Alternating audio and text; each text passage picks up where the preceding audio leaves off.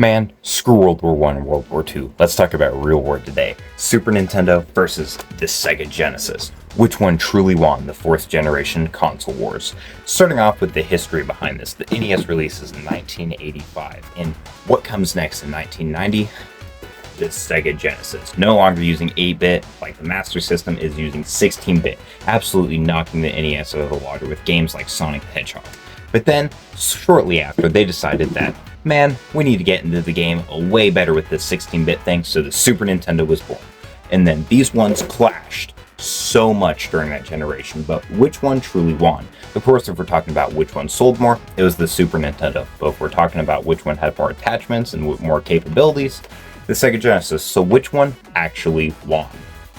Starting off, we're going to talk about the overall thing that really do make you want to buy a console, which would be the overall exclusives. I think this one definitely goes to the Super Nintendo. Personally, I really do like the games on this more. Games like Donkey Kong Country, Super Mario World, or just adventure games like Legend of Zelda. Mario Kart was also introduced within this series, and then in addition to that, they also had Star Fox, which is one of the first 3D games on a cartridge. It just did a really great variety of things like that. But then, on the Sega, I've got to say, third-party support was probably the major thing that made this thing sell, because when I think of Sega as the Genesis, I think of Sonic the Hedgehog and Sonic the Hedgehog, and Sonic the Hedgehog 3, and Sonic and Knuckles, Dr. Robotnik Mean Machine. I just think about Sonic. That's about all I really do think about, which is why I think there's a lot more variety on the Super Nintendo rather than what the Sega ever had. But it's not just about the games, it's about the way you control them. So next we're going to be looking at the two controllers, the Super Nintendo and the Sega controller.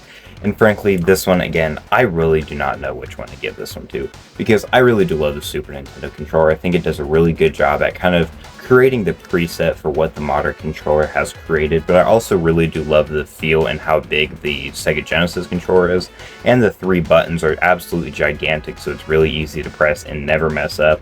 I think my only issue with it is this random C button right there. It just feels a little bit uncomfortable sometimes to press. But I don't know. I think it goes to Super Nintendo just because it is a more basic controller and kind of is what you would see nowadays. But finally, there's the overall hardware capabilities of the systems, which I think absolutely no doubt goes to this Sega Genesis. The Sega Genesis just has a lot more beef to it when it comes to a console, so of course it has more circuits within it that makes it able to be used to higher potential. But then there's a bunch of different attachments that it was able to be used for within the Sega's lifespan, which I think just shows off how powerful it was able to be able to have other consoles essentially attached to it, which is something that I really do like. I feel like the Super Nintendo could have never gotten away with doing a lot of stuff like that, which is something that really does suck.